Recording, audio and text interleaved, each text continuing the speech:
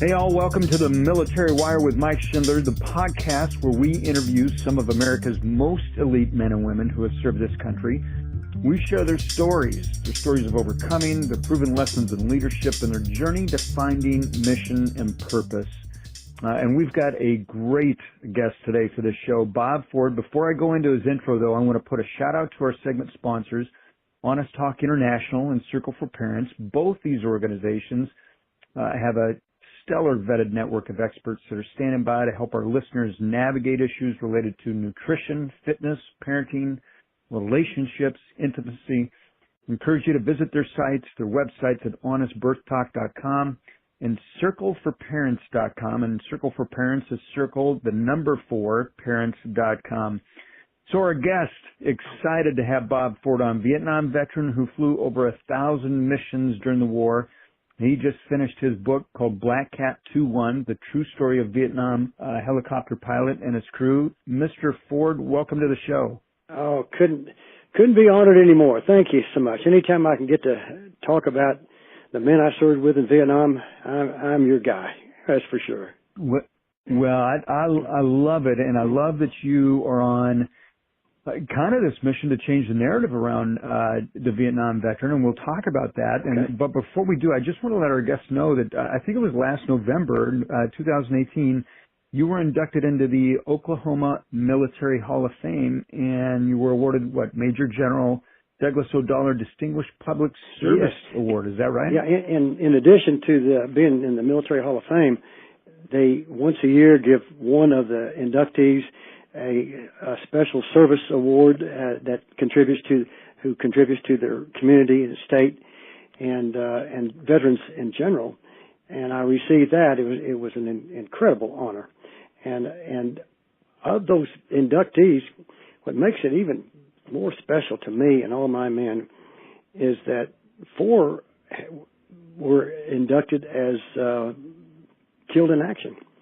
And it was their heirs and their grandsons that were there to accept the honor. So, out of the 10, I feel very, very, very honored to do that. And I had several people, including the Army ROTC commander, in my corner to nominate me, which I didn't know until they told me, and very humbling. It really was.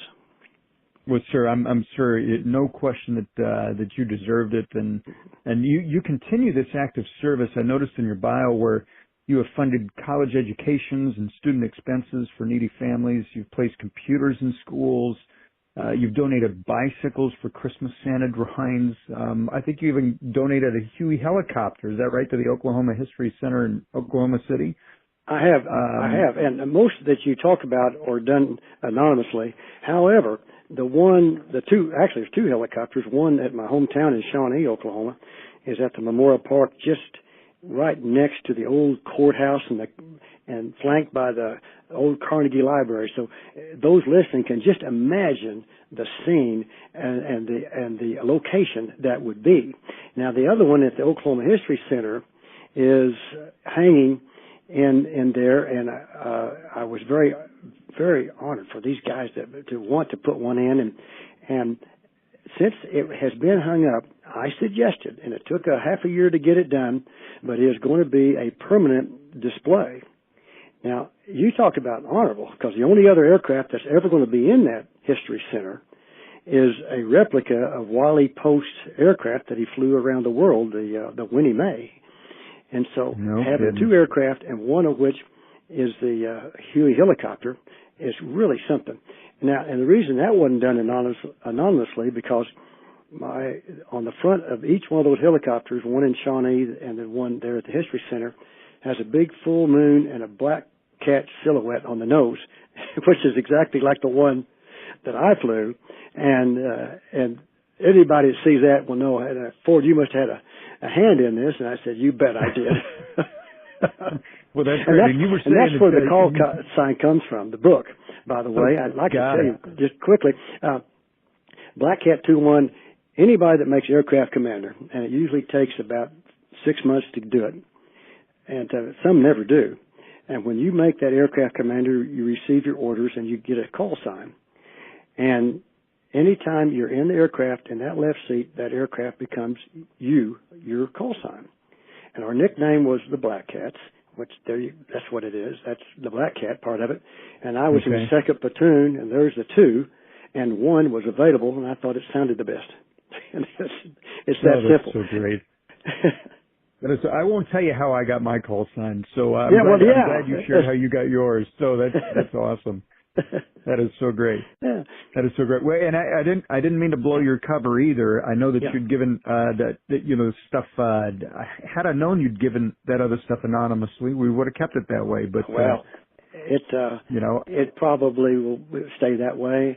And the word gets out, of course, but it's things just like that it makes you feel the best. Yeah, that's awesome. So let's talk about your book a little bit, and and that'll lead into your Vietnam experience and certainly how you transition out. But Black Cat 2-1, the true story of Vietnam helicopter pilot and his crew. This is where you flew over 1,000 missions in Vietnam. Yes.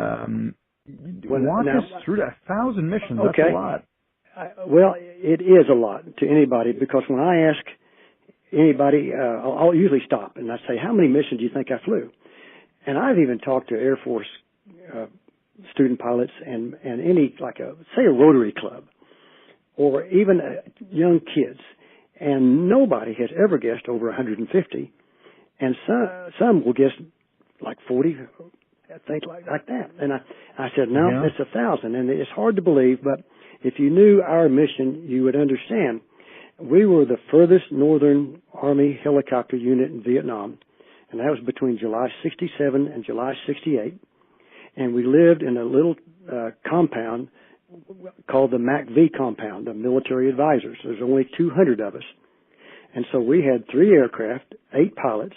I was a lieutenant and 7 warrant officers, 4 aircraft commanders and 4 co-pilots. And we were responsible for 2,000 square miles of our area of operation.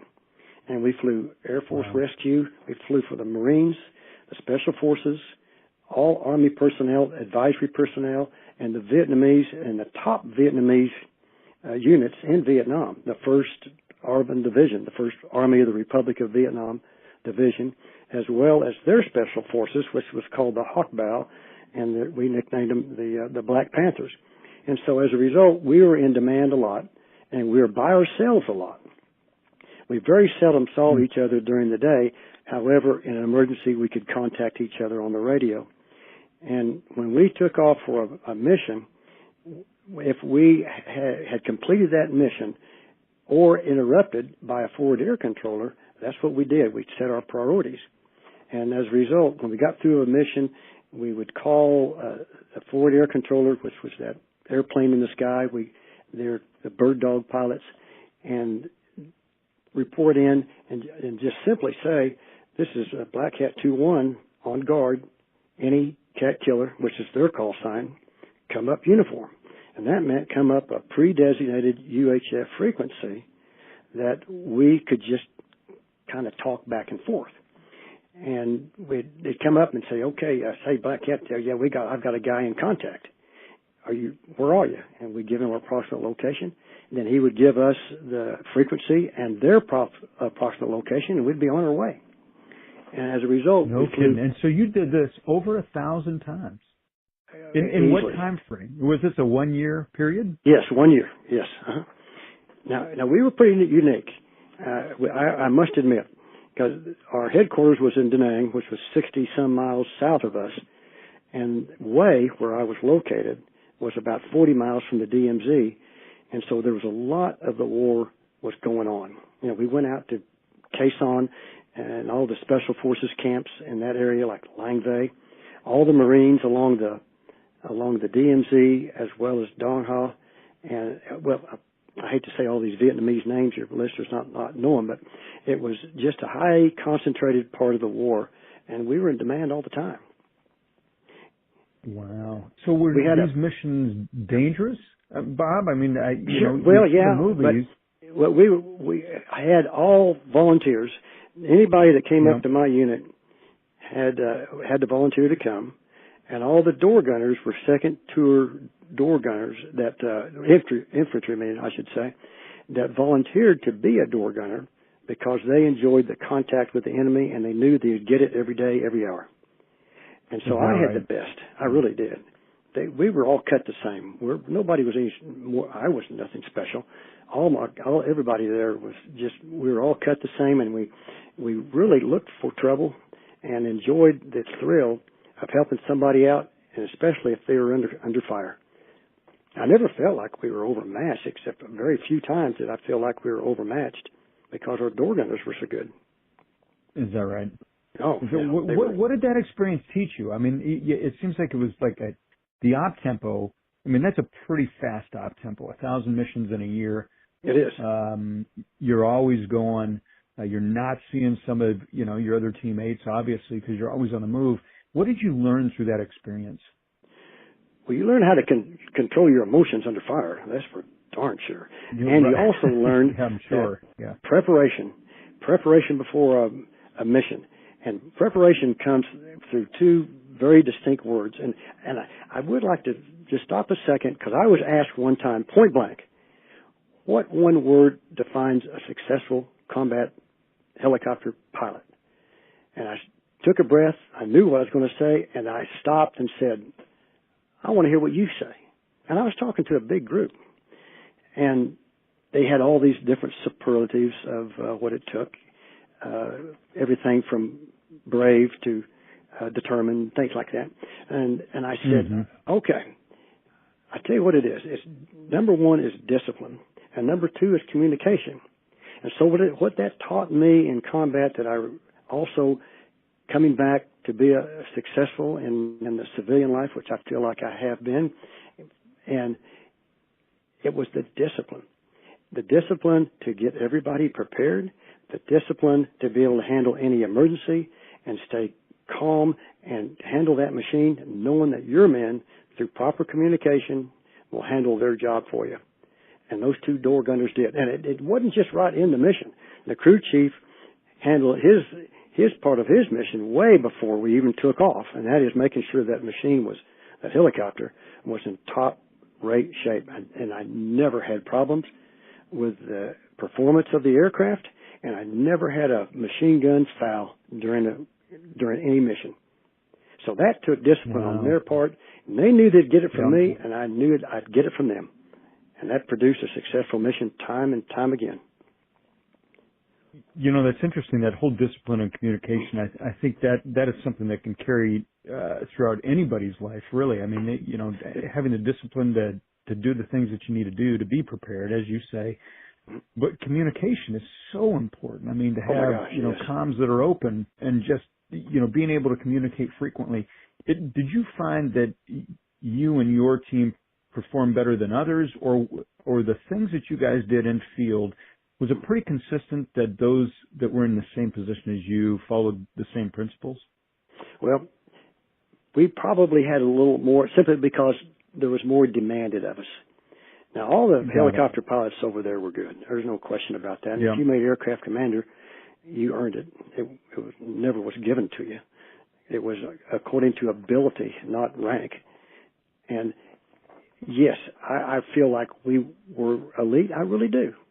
Because of our time of the war, for sure, because we not only had a lot going on before Tet, but good gosh, when Tet hit, it really was a demanding deal. Not only the enemy condition, but the weather. Flying in weather at between 5 and 10 feet off the ground, going 90 knots and less than a quarter of a mile visibility, it required a lot. It really did. You had to really have all your skills working full time. And I felt like we did it. I know we did it. Well, you did do it. I mean, you came back and you transitioned successfully, and you've gone on to do some great things and impact in your community. And we've all seen the stories. We've heard the stories. Vietnam veterans coming back and not really being accepted by their communities, by society. America at that time, as clearly know, could not disassociate the soldier from the war. And a number of stories that come out of that but you seem to have tackled that. You transitioned what appears to be successfully, and have proven what, the stats show, that many of our, Vietnam veterans go on to run very successful companies. They make tremendous impact in community. But what was it that separated you from those that maybe didn't have such a great successful transition? Was there one thing you did that kind of determined my transition's going to be better? Good point. A very good point. A wonderful question. Because before I landed, I reviewed before I landed on continental U.S., came home from Vietnam, getting ready to land at Fort Lewis, Washington, and it probably the last 4 or 5 hours on the flight, I started thinking, well, maybe I am going to make it. And before I landed, I had formulated in my mind that I was not going to let anything bother me other than proceed with my life like I should. And that included war protesters or those that hightailed it to Canada or anybody in that realm. I told myself I will not even give them an audience in my mind, much less reply to that type of people. And so I said, I'm going to land here. I'm going to be my last year in the Army. I'm going to make a success as being an instructor pilot at Fort Walters, Texas. I'm going to hopefully have a child and be the best dad that these kids will ever have in the world. And I'm going to stay in shape. I wanted to get my body back in good athletic shape, and I knew by that your physical shape and mental shape will go hand in hand, and stay busy and surround myself with people that were positive. And the first thing I did when I came back in civilian life, after I got out of the Army and came out here to this little town of Okeene, Oklahoma, to run our family flour mill, that I was around some great guys. I went to I had to go to the dentist and I met him. We've been pals ever since. A couple of coaches, a minister, some businessmen, and I surrounded myself immediately with the best guys.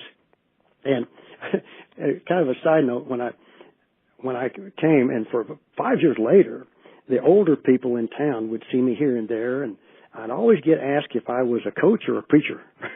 So right? I said I must be doing something right, keeping my nose clean to be labeled that. And I said, no, ma'am, no, I'm with the Okeene flour mill, and oh yeah, and so the whole point, and I immediately started getting in shape and getting my body back in shape, and the mind went right with it. Is that right? So, this is powerful. I love what you're saying about this. I mean, you talk about physical discipline. It goes back to your one word of discipline, which is, physical discipline, mental discipline, and really positive association, which is so critical. I mean, you and I both know that who you have on your team and in your corner truly does matter. Yeah. So the fact that you were attentive to who you associate with, spend time with, mentor, and be mentored by is so important. So what do you do for mental discipline? You talk about the physical. So the physical kind of, and I know how that kind of incorporates into the mental, but are there other things that you do for the mental health? Yes, there is. Of course, I read everything I can as much time I have. But in my business, I changed the whole business around to make it a lot more streamlined. Within a year and a half, I had it all back mainly to myself and put all the responsibility on myself. Whereas we used to have they had 5 salesmen that sold the product, the flour. We ground wheat into flour. And I, in a year and a half, had it all down to myself. And I sell every pound of flour that leaves there. And that way I had daily contact. To this day, by the way, I made several contacts today. I sell every pound that leaves there. And we make over 700,000 pounds of product a day. And so I am always mentally on top of the markets and on top of every customer, and certainly go share in all the responsibility with, I have some other foremen and such, with all the personnel of everything from acquiring the raw product, the wheat, to personnel situations. So every day is a mental challenge, and by the way, been here long enough that I'm able to take 2 hours off and work out every lunch hour, so to speak. And I always call that in the Army the RHIP, rank has its privileges. So I can take off 2 hours and work out, and then another workout in the evening. And I have just awfully good people. And if I could, I'd like to say that all the men and women that work for me, every one of them performed the job better than I could, their job. I'll tell you that for sure. Is that right? Yes, yes. So right. you actually surrounded yourself with people even better than you, which I think is an important point. There's no question about that, and I tell them that too. It's true. That is so great. Well, I mean, your transition from Vietnam into community, making a difference in community. You're doing some pretty big things in Oklahoma. What are you doing? Continue to do in Oklahoma? That's after I wrote the book, I'll tell you the truth, I'm really proud of myself for getting this book written. It took me 2 years. Yeah. And everything's verified, by the way. Everybody has contacted that we're still alive, and there was no less than one, but as many as 3 have verified every account. And not as much as verification as what could they add to it. And almost invariably, we added something humorous because that was part of our makeup. But after writing the book and going out and talking a few times, then the word gets out, and so I get asked to come talk to people from Rotary clubs to veterans clubs. And just last week I went to a military officers organization, and then the big Tinker Field. I was asked to talk to all the commanders and at different Air Force bases. And by the way, when I go to Air Force bases, which a couple of times I talked to all of them, first time I said, well, wait a minute, I'm a helicopter guy. I'm Army. Yeah. Why do you want me? And they said quite bluntly that none of us here and none of us will ever have direct contact and combat experience like you did with the enemy. I said, well, you got the right guy then, because I can sure tell you all about it. Yeah, it's a totally different war today. But I give them a positive spin on everything. Yeah. When I wrote the book, I had several copies made at Kinko's, and you can imagine what that looked like. And I sent it out to over 20 people. It wasn't even. It just looked like a college. A manuscript, sure. That's it. A manuscript. That's all it was. Just a manuscript, loosely bound. And I sent it out to over 20 diversified people, from World War II guys all the way down to a 16-year-old kid on purpose. I had a 16-year-old read it, school teachers, and they all said the same thing. They said, I didn't know about what you guys did. I never heard anything positive about Vietnam. My gosh, if people read this, they'd have a whole different outlook on the soldiers, and certainly those that flew helicopters in Vietnam. So I thought, my God, I must have done something right. And so and that's really kind of that's kind of one of the underlying themes of Black Cat 2-1, correct? Is really changing the narrative of how people view and understand those who served in Vietnam. Is that correct? That's correct. And I tell people now, I saw a lot of guys on the ground. I mean, the Vietnamese, the Special Forces, certainly all Marines. My God, no telling how many Marines I've been around, and I never saw one out of line. Not one. They all performed magnificently, and I wanted everybody to know that. And, here's a good example. I remember one time, right out of the audience, somebody said, "Well, hey, what did you think of those Vietnamese girls?" And I looked at him. And I said, "What do you mean?" And then I said, "Wait a minute. You just stop right there. I know what you mean. Let me tell you. We had the most beautiful girls, Vietnamese girls, where we were in and around Huey, and we never talked to one. We never made eye contact, and we respected them 100%. So you can stop there. So what? And I get that. What movies like Platoon that came out, right? Which I think shaped. I'm going to say it probably shaped a good number of people's impression of Vietnam. Yes, it did. So that movie, that movie seems so different than your book, Black Cat 2-1. Would you say that happened? I mean, I'm sure, bad things happen in war, and you don't want to make a blanket statement, but yeah. There are some things do happen bad in war, but they also overplayed the disrespect for leadership. They way overplayed the derogatory and the way the troopers acted. I never saw. Now this is July 67, 68. Now, when I was there, I was never around any drugs at all. We knew they were probably present in the rear somewhere. I never saw it because flying impaired was not even an option. I never saw my men hardly drink a beer. For one thing, we flew up into the night and we got up early. It just wasn't there.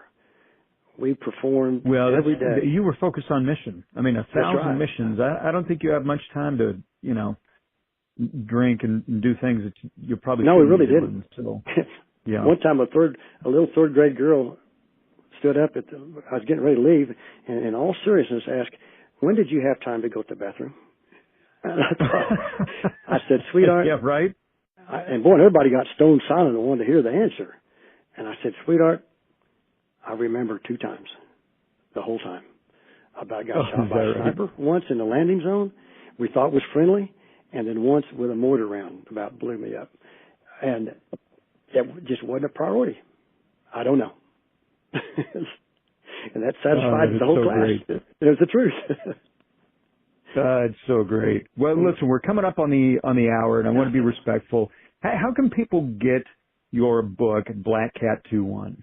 Well, my little daughter, my 2 great kids, she had a website, and you can go up. It's the old standard www, and it's .blackcat2 and then the dash 1. Otherwise, people would say 21. And so with a dash in between it, you have to put that in. .com, and Amazon has it. If you go to Amazon books, and type in Black Cat 2-1, it's right there. And on iTunes as well as Amazon Audio, if you type in audio, Black Cat 2-1, it's available in audiobook. Oh, that's great, Bob. I want people to be able to read and hear your stories. Before I let you go, is there one thing? I mean, you've talked about a number of things, but is there one recommendation you would give transitioning service members, or in this case, even Vietnam veterans, that one thing that they could do to improve their life? What would you say that is? Well, I sure would. The one thing I would say would be to get yourself in physical shape. As soon as you do that, the pride will come out. Your mental capacity will come out. Everything will revolve around mental shape. Lack of exercise is even worse than smoking, for gosh sakes.